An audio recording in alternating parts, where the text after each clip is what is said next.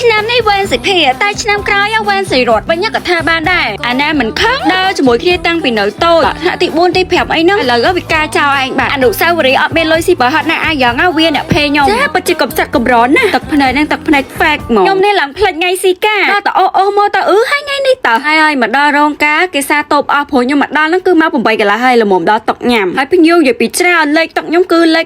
132អំពូមីងខ្លះមកតាំងពីម៉ោង5មក6ហ្នឹងគេសាតុកអស់4 10តុកទៅបាត់ហើយតែឡែតប៉ុណ្ណឹងហើយនៅតនកូនកំមុំបោះផ្កាទៀតឈរក្រោមឆាកហ្នឹងវាញឹកដែរកាលណាបានឈរលើឆាកគេគ្រឿងចាប់បានផ្កាផ្សងរគូហ្នឹងឆត់អត់ខ្ញុំនេះវាចាប់បណ្ដាយបាទហើយដូចពេលខ្លះអត់ទៅចាប់ទេនេះដល់ឥឡូវអង្គុយមើលគេស្ដាយយើងញ៉ាំម្ហូបខ្លាច់អស់ជាងចាប់ផ្កាងាយណាបានញ៉ាំប៊ូហ្វេកាណែប៉ះម្ហូបគេឆ្ងាញ់ទៀតខ្ញុំនៅគ្មានឲ្យបាត់មួយមុខទេមើលតែមាត់ទៅដឹងហើយឲ្យញាប់ញញអង្គុយគិតសັບទៅមិត្តភ័ក្ដិមិនសល់ប្រហែលទេវាការអស់ហើយឯនេះដល់អាណាយកទៅបើឆ្វល់ទៅតុកញ៉ាំមិនផុតអញ្ចឹងតែត្រីនេះខ្ជូរទេហើយរសជាតិនេះក៏ឆ្ងាញ់ដែរតែខ្ញុំញ៉ាំមិនដឹងអស់កន្លះចានម្នាក់ឯងបាត់ហើយថ្ងៃនេះរៀងរៀបរឹករៀបពីសូវឆ្លេឆ្លាទេព្រោះតុកសិតតែមនុស្សចាស់តុកមុខឲ្យអ៊ីខុំដល់ស្រាមហ៊ានប៉ះផងផុតទឹកសតឲ្យគេថាកូនអ៊ីខុំអត់របៀបណាដល់ពេលអញ្ចឹងពេកទៅចេះខ្លួនឯងមួយមានអីមកញ៉ាំការយប់មួយយ៉ាងដែរញ៉ាំបដៅស្ដាប់បត់វាយឡើងបដៅខ្ញុំនេះគឺ introvert ណាស់ពេលចេញក្រៅរំកិលឯងគួយ add story មិត្តភ័ក្ដិហៅទៅរំអត់ទៅទេថាស្ដាយមហូបញ៉ាំសិនឥឡូវគេដល់វគ្គចិត្តចាប់ទៀតហើយនេះមានបកងមានអីហ៎បោះគេ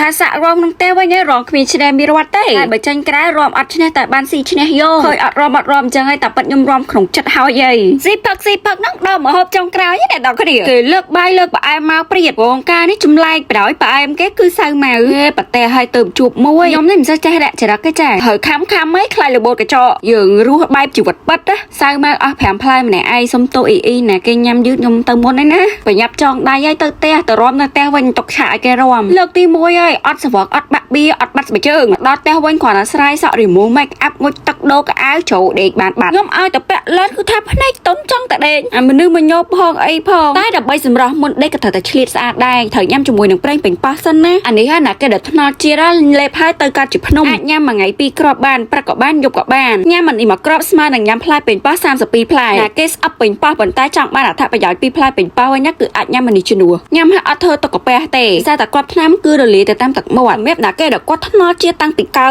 អីអត់ឃើញស្អាតចង់ឲ្យវាប៉ោងនឹងគេទៅយើងខ្សឹកខ្សៅធម្មជាតិអាចមកញ៉ាំជាមួយប្រេងប៉េងប៉ោះនេះបានចាអស់តែមកកំប៉ុង upgrade បាន2ទៅ4លេខលើហើយញ៉ាំអានេះឡើងតែទ្រូងឯងតើមានឡើងគីឡូទៅណាកុំភ័យហើយវាជួយបរិដាមទ្រូងហើយគឺវាជួយទៅបំបត្តិក្លិននៅតំបន់ពិសេសទៀតគេចូលចិត្តញ៉ាំរបស់ផ្អាប់ដូចកាពិប្រហុកបុកល្ហុងអីហ្នឹងដឹងខ្លួនឯងហ្មងខ្ញុំរៀងគ្រាន់បើដោយសារបានឡើង2លេខទៅខ្ញុំនិយាយហើយខ្ញុំមិនដាក់ពាក់អាវកលអីទេព្រោះប្រចាំថ្ងៃហ្នឹងបិទតានីនេះផេតខ្ញុំចង់កឃើញធំជាងហ្នឹងទៀតតែខ្ញុំអត់ទេខ្ញុំរៀងទៀបអញ្ចឹងខ្ញុំយកប៉ុណ្្នឹងបានហើយរៀងឃើញស្អាតសមក្រៅពីហ្នឹងហើយគឺវាជួយបតឹងសាច់យើងឲ្យហាប់តឹងណែអត់យាធ្លាក់បងភេទទី3ដែលគាត់ចង់បានរៀងស្លូនស្អាតហើយចង់បរិដាមទ្រូងក៏អាចញ៉ាំអានេះបានដាក់អត់រើសភេទទេ